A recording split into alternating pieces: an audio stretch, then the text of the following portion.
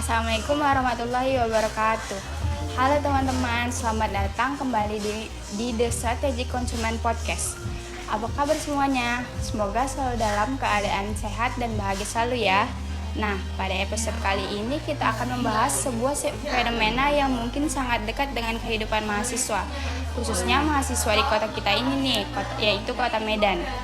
Kalau aku nyebut kata thrifting, mungkin sebagian teman-teman pada belum tahu. Tetapi kalau aku nyebut kata monja, sudah pasti kalian tahu.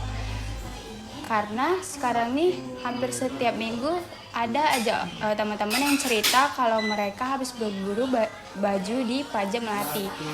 Ada yang cerita kalau mereka dapat jaket vintage, jaket bulu-bulu, dapat kemeja branded, atau bahkan mereka dapat baju dengan harga 10.000 aja loh. Menariknya, budaya thrifting sekarang bukan lagi sekedar alternatif untuk menghemat uang, justru sekarang udah menjadi gaya hidup.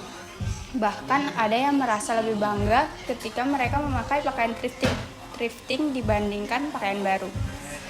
Alasannya bermacam-macam, ada yang bilang karena modelnya unik, ada yang bilang kualitasnya bagus tetapi harganya murah, dan ada juga yang merasa bahwa dengan membeli pakaian bekas, mereka ikut membantu menjaga lingkungan. Nah, disinilah muncul pertanyaan yang cukup menarik. Apakah benar thrifting itu bisa membantu menyelamatkan lingkungan, atau sebenarnya thrifting ini hanya tren baru yang sedang populer di kalangan anak muda?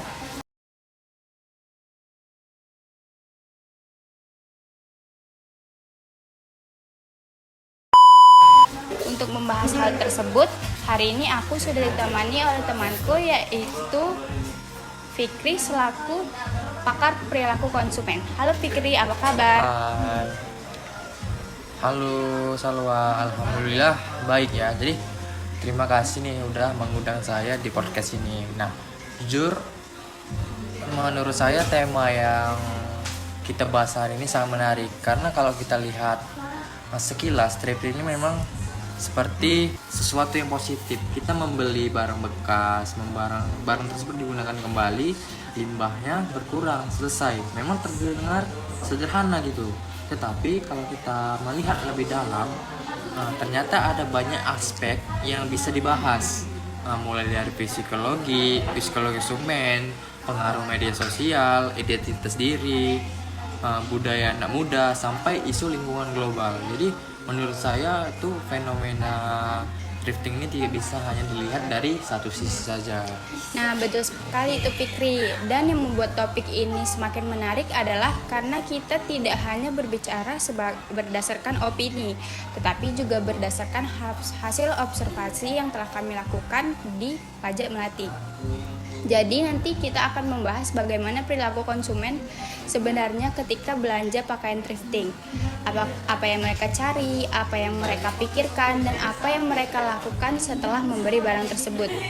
Nah, teman-teman, langsung saja masuk ke pembahasan yang pertama.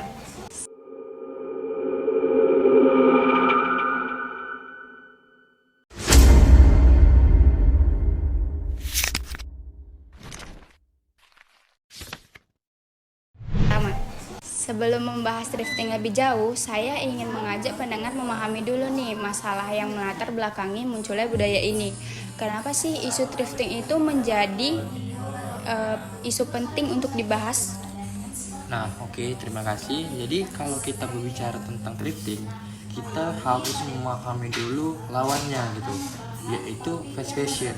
Jadi fast fashion ini adalah sistem industri fashion yang memproduksi pakaian dalam jumlah besar dan sangat cepat, bahkan bisa memproduksi ribuan dan jutaan dalam waktu yang cepat dan bentuk fashion yang serupa. Jadi tujuan adalah mengikuti tren yang selalu berubah. Misalnya di hari ini ada model pakaian yang viral di TikTok, dalam waktu singkat perusahaan bisa langsung memproduksi ribuan bahkan jutaan pakaian dengan model yang sama. Masalahnya itu tren juga berubah dengan cepat. Jadi hari ini viral, sebulan lagi mungkin sudah tidak diminati. Akibatnya masyarakat terus didorong untuk membeli pakaian baru, padahal pakaian yang lama sebenarnya masih layak untuk dipakai.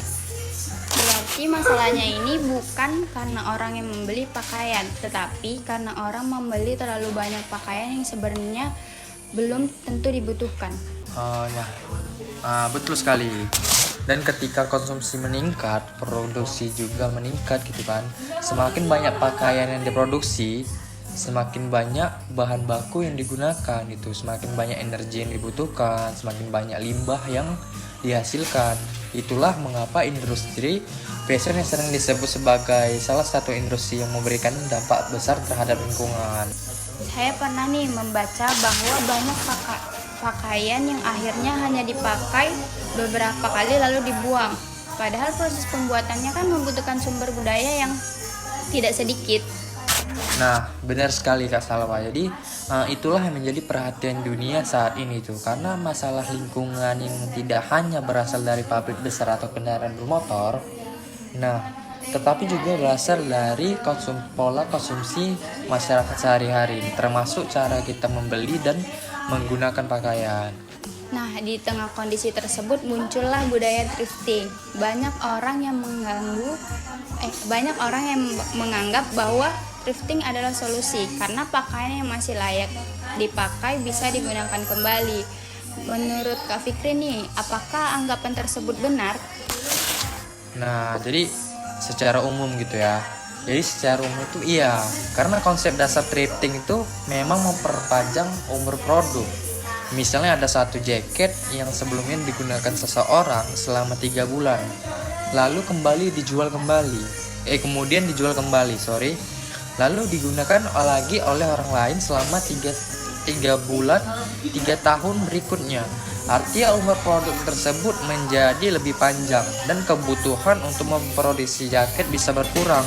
Dari sisi lingkungan tentu ini memberikan dampak positif. Tetapi aku nih merasa ada perubahan yang cukup menarik.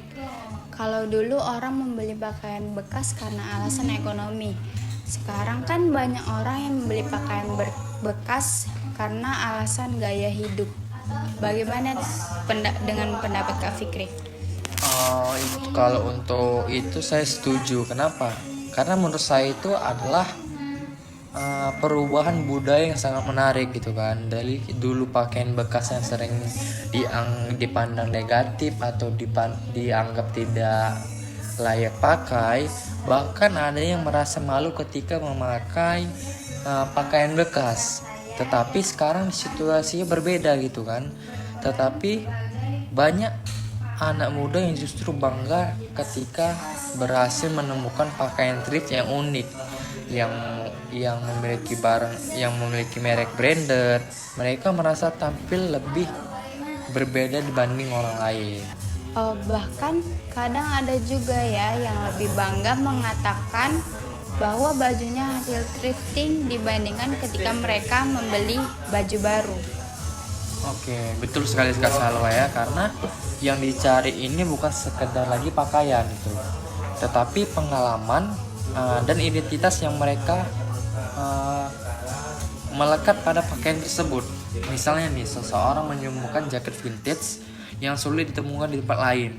Secara psikologis dia merasa memiliki sesuatu yang spesial, dan perasaan itulah yang menjadi nilai tambah dari thrifting. Mungkin dari thrifting ini dia bisa membeli barang branded dengan harga yang miring, yang secara psikologis barang jaket ini tuh sangat mahal di pasaran aslinya. Jadi mungkin dia merasa nilai tambah dari thrifting itu dia bisa memiliki barang branded dengan harga yang murah gitu. Menarik ya, berarti sekarang pakaian itu tidak hanya sekadar menutupi tubuh, tetapi pakaian itu bisa juga menjadi cara seseorang untuk mengekspresikan siapa dirinya. Oke, betul sekali ya Kak Salwa. Jadi pembahasan mengenai identitas diri inilah yang menjadi topik kita pada segmen berikutnya gitu. Karena ternyata alasan seseorang membeli pakaian thrift tidak sesederhana karena murah, tapi ada banyak faktor psikologis yang mempengaruhinya. Oke, baik teman-teman, jangan kemana-mana ya, karena setelah ini kita akan membahas kenapa mahasiswa sangat menyukai thrifting, bagaimana media sosial memengaruhi keputusan mereka, dan mengapa berburu pakaian di pajak melati bisa menjadi pengalaman yang sangat menyenangkan.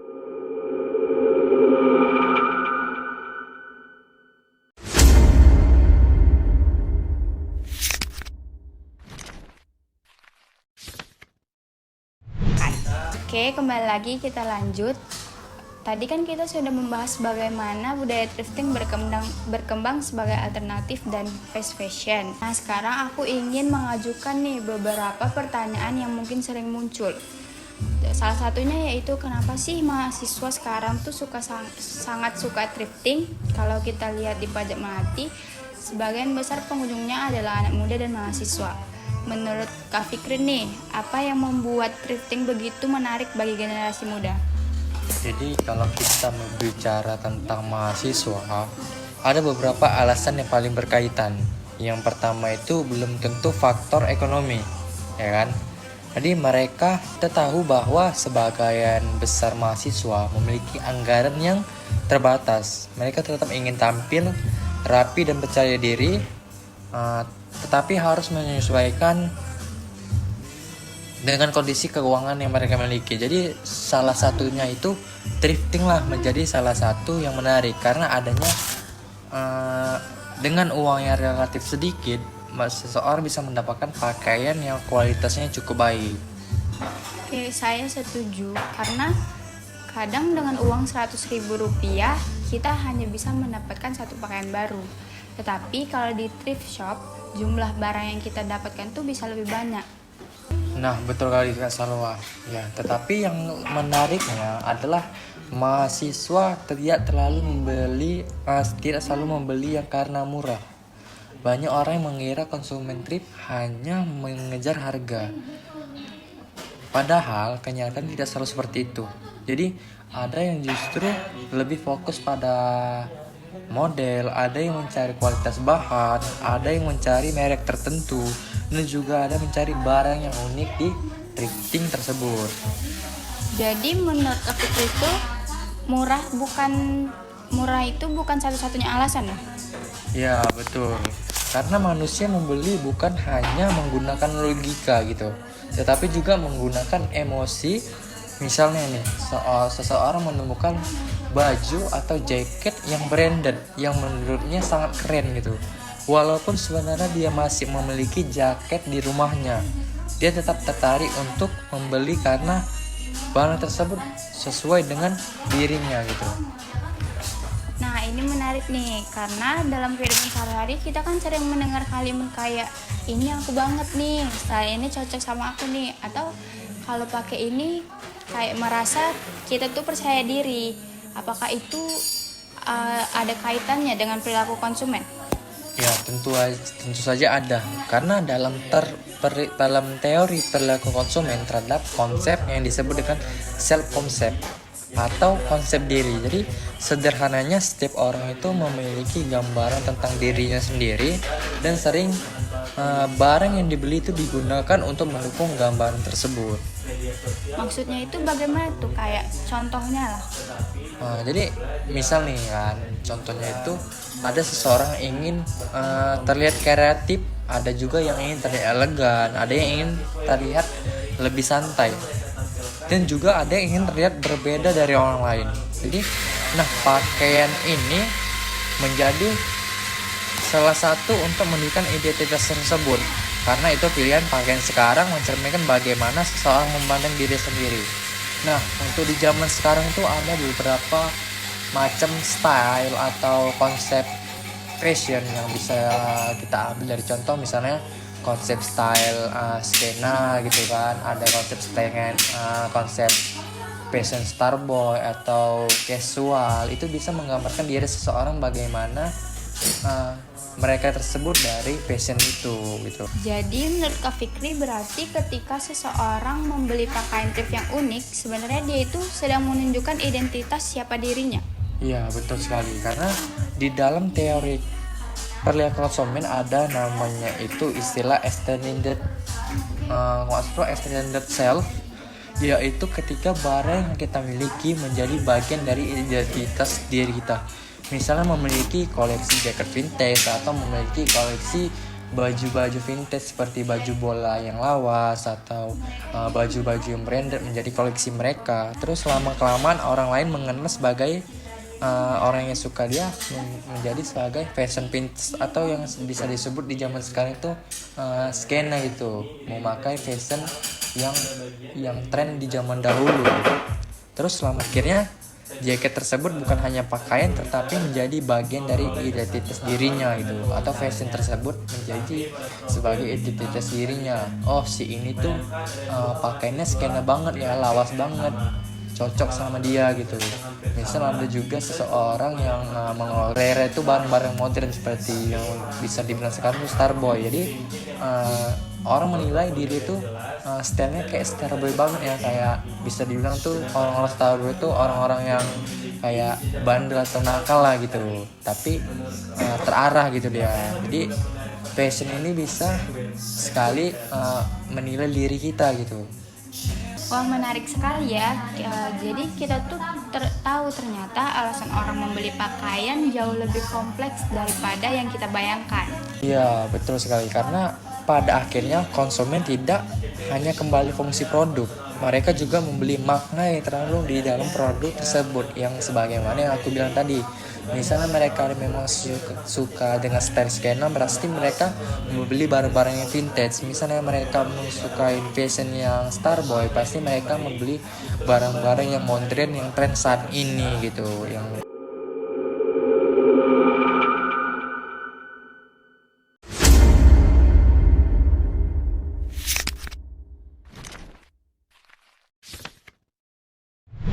Nah, sekarang nih aku ingin membahas sesuatu yang sangat dekat dengan kehidupan mahasiswa saat ini, yaitu media sosial. Menurut Kak Fikri, seberapa besar pengaruh media sosial terhadap budaya thrifting? Menurut saya itu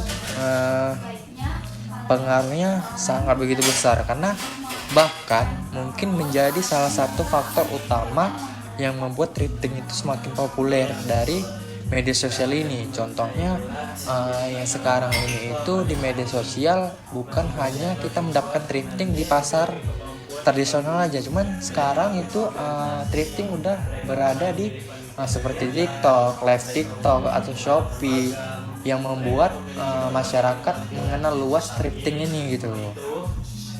Kenapa tuh bisa begitu? Jadi karena media sosial ini membuat informasi menyebar dengan sangat cepat. Jadi misalnya ada seseorang tuh yang menemukan jaket keren di pasar Melati. Dia membuat video TikTok, kemudian video tersebut ditonton ribuan orang. Orang-orang yang melihatnya menjadi penasaran dan mulai tertarik untuk mencoba hal yang sama. Akhirnya budaya thrifting ini semakin berkembang. Sama halnya seperti saya bilang tadi, thrifting ini bukan hanya di pasar saja, tapi sudah ada di media sosial. Nah, benar itu. Aku rasa juga banyak orang yang mengalami hal seperti itu. Awalnya tidak tertarik, tapi setelah melihat video orang lain berburu pakaian thrift, jadi mereka lebih penasaran. Ya, betul. Jadi, dan itulah salah satu contoh nyatanya bagaimana media sosial mempengaruhi perilaku konsumen. Kalau kita perhatikan sekarang banyak konten nih seperti thrift haul, belanja 100.000 dapat apa aja, rekomendasi thrift terbaik di Medan. Konten-konten seperti itu tuh selalu ramai ditonton. Jadi ya betul. Jadi pada dasarnya karena manusia menyukai cerita dan pengalaman.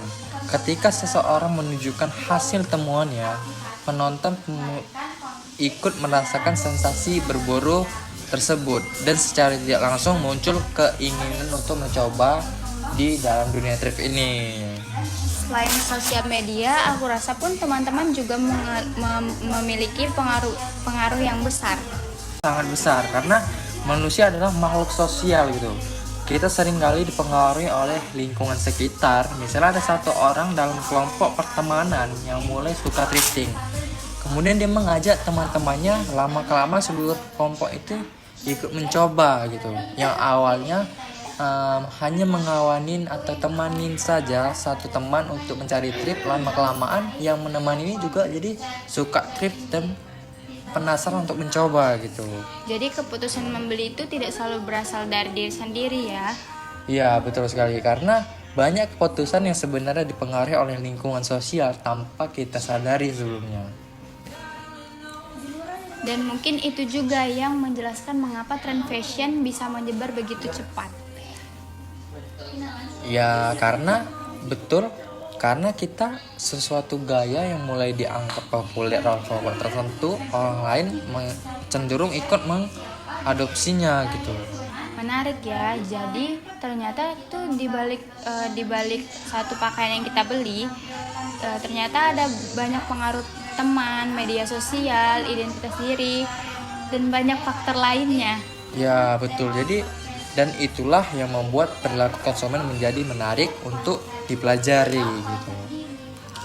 Baik teman-teman, pada segmen berikutnya kita akan membahas sesuatu yang lebih seru lagi nih, yaitu pengalaman berburu pakaian di Pajak Melati.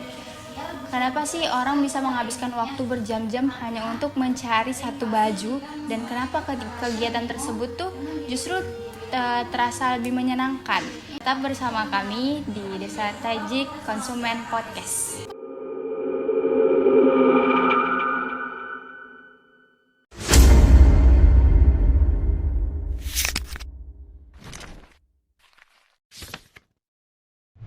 Oke teman-teman, tadi kan kita sudah membahas bagaimana media sosial dan lingkungan sosial memengaruhi budaya thrifting.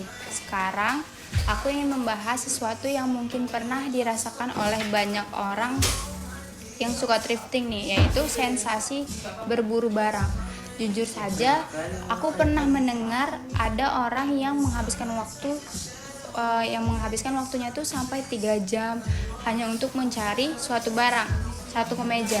Menurut Kak Fikri nih, kenapa orang bisa betah selama itu? Karena sebenarnya mereka tidak hanya berbelanja, mereka itu sedang mencari pengalaman. Kalau kita pergi ke pusat perbelanjaan, biasanya barang yang tersedia sudah tersusun rapi, ukurannya jelas, modelnya jelas. Kita tinggal memilih lalu membayar. Cuman ketika di tempat di pasar thrift, situasi berbeda. Kita tidak tahu apa yang akan ditemukan, dan justru ketidakpastian itu yang membuat pengalaman tersebut menarik. Jadi kayak ada unsur kejutannya ya? Ya, betul sekali. Bayangkan nih, ketika seseorang sedang membongkar tumpukan pakaian kan, cari. Awalnya dia tidak berharap apa-apa dari tumpukan itu. Kemudian tiba-tiba menemukan jaket yang bagus, jaket yang memiliki citra nama yang besar atau merek yang branded, ukurannya pas, terus kemudian menarik dan harganya murah gitu kan. Perasaan senang yang muncul saat itu menemukan barang tersebut cukup besar. Kayak perasaannya tuh mirip seperti kita menemukan harta karun ya. Bahkan banyak orang yang menyebutkannya seperti treasure hunting atau berburu harta karun gitu kan. Karena kita tidak pernah tahu apa yang ditemukan, dan itu membuat prosesnya menjadi menyenangkan.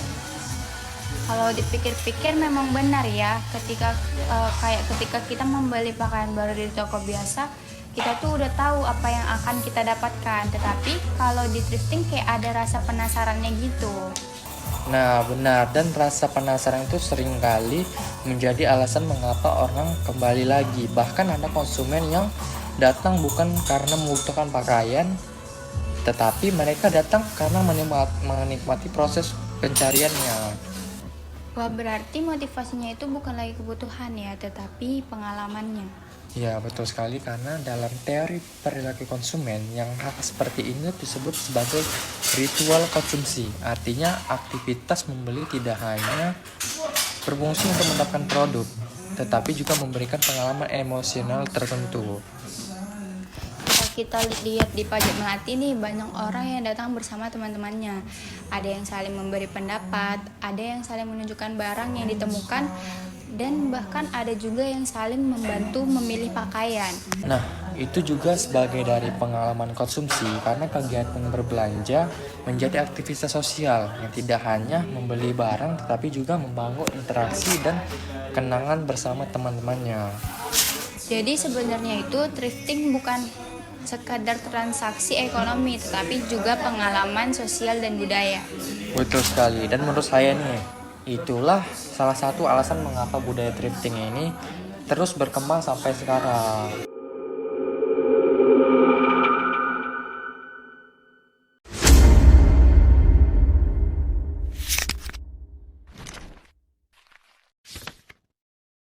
Nah, teman-teman, sekarang kita masuk ke pertanyaan utama pada podcast kita hari ini, yaitu Apakah menurut Kak Fikri nih, apakah thrifting benar-benar menyelamatkan bumi atau hanya tren semata? Aku akan mencoba menjadi pihak yang kontra terlebih dahulu. Bagaimana kalau ada orang yang berkata seperti ini? Sebenarnya orang membeli pakaian thrift itu bukan karena peduli lingkungan, tetapi karena murah dan sedang tren. Bagaimana tanggapan Kak Fikri? Nah, jadi menurut saya itu ada benar juga ya kan. Cuman karena memang tidak semua orang melakukan thrifting itu karena alasan lingkungan. Banyak yang melakukannya karena harga lebih murah, ada yang karena mengikut teman, ada yang karena ingin tampil keren, karena ada yang tren di media sosial, dan itu juga tidak bisa kita pungkiri. Jadi alasan lingkungan itu bukan satu-satunya faktor ya? Ya betul, bahkan mungkin bagi sebagian orang bukan faktor utamanya. Namun bukan berarti manfaat lingkungan tidak ada. Karena selama pakaian tersebut digunakan kembali, tetap ada dampak positif yang kita hasilkan. Berarti menurut Kak Fikri ini motivasi dan hasilnya itu bisa berbeda-beda? Betul sekali. Misalnya nih, seseorang membeli pakaian thrift hanya karena murah, tetapi pakaian tersebut bisa dipakai dia selama bertahun-tahun, maka secara tidak langsung ini tetap membantu mengurangi limbah tekstil. Kalau begitu saya punya pertanyaan lain nih. Apakah mungkin thrifting itu justru mendorong konsumsi yang berlebihan? Karena harga yang murah membuat orang membeli kayak lebih banyak gitu. Mungkin itu sangat mungkin terjadi dan memang menjadi salah satu kritik terhadap budaya thrifting saat ini. Ketika harga yang murah, orang cenderung membeli barang yang sudah sebenarnya tidak dibutuhkan. Akhirnya jumlah konsumsi tetap tinggi gitu. Berarti kalau nggak dikontrol, thrifting juga bisa menjadi bentuk konsumsi impulsif. Ya betul, karena masalah utama itu bukan pada barang baru atau barang bekas, tetapi pada perilaku konsumennya. Saya setuju dengan kalimat itu. Masalahnya bukan berarti pada barangnya, tetapi juga pada perilaku konsumennya. Iya, karena konsumen tidak bijak akan tetap menghasilkan pemborosan apapun jenis produknya yang dia beli gitu. Berarti sebenarnya tujuan utama yang harus dicapai itu konsumsi yang bertanggung jawab. Iya, betul sekali. Karena yang itu sejalan dengan SDG 12 yang menekankan pentingnya pola konsumsi dan produk yang berkelanjutan. Baik teman-teman, nggak terasa ya kita udah berada di penghujung podcast. Dan dari seluruh diskusi hari ini, aku merasa ada banyak pelajaran yang bisa kita ambil. Kita belajar bahwa thrifting itu bukan hanya sekadar membeli pakaian bekas, tetapi ada faktor ekonomi, psikologi, budaya, media sosial, identitas diri, dan juga lingkungan. Kita juga belajar bahwa membeli pakaian thrift tidak otomatis membuat seseorang menjadi konsumen yang berkelanjutan. Karena yang paling penting adalah bagaimana kita menggunakan dan mengelola barang tersebut setelah membelinya.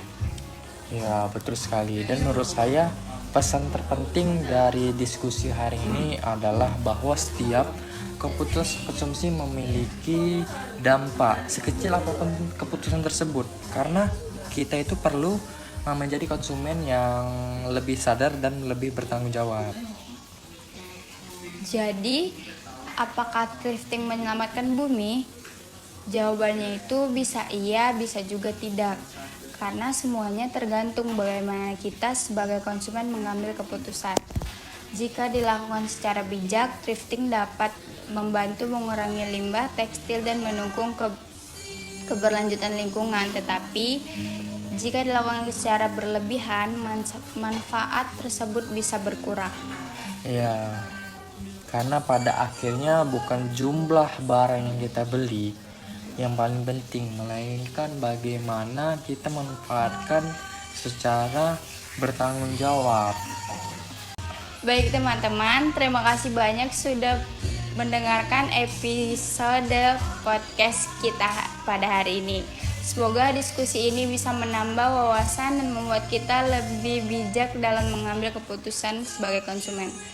Saya selaku host mengucapkan terima kasih kepada narasumber yang sudah berbagi ilmu dan pandangannya. Sampai jumpa di episode berikutnya. Saya Salsabila pamit undur diri.